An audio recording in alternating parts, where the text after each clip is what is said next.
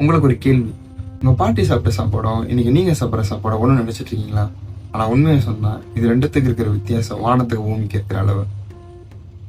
ஒரு காலத்துல நம்ம வீட்டுல கம்பு, கேழ்வரகு, சோளம், நாட்டரிசி, மரச்செக்கு, பனை வெல்லம் இதுதான் சாதாரண சாப்பாடா இருந்துச்சு. ஆனா இன்னைக்கு வெள்ளை அரிசி, சுத்திகரிக்கப்பட்ட எண்ணெய், அதிக சர்க்கரைகள், நிறமூட்டிகள், பாதுகாப்பு ரசாயனங்கள்னு இவங்க தான் நம்ம தட்டுல அதிகமா இருக்காங்க. இது ஒரு நாள் நடந்த மாற்றம் இல்லை. கண்டிப்பா பல ஆண்டுகளாக வசதி, விளம்பரம், சந்தை, வியாபாரம் மெதுவா நம்ம பழக்கத்தை மாத்திடுச்சு. நம் முன்னோர்கள் சாப்பிட்ட உணவு உடம்புக்கு மட்டும் இல்ல, அது மண்ணோட கலாச்சாரத்தையும் பாதுகாத்துச்சு. நம்ம பழைய உணவை முழுசா விட்டுட்டோம்னு சொல்லல, ஆனா அதை மறந்துட்டோம்னு சொல்றேன்.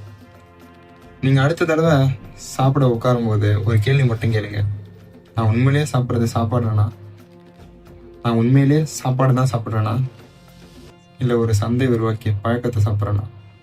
ஏன்னா சாப்பாடு வயிற்று மட்டும் நிரப்புறதில்ல, ஒரு இனத்தோட அடையாளத்தையும் காப்பாற்றும்.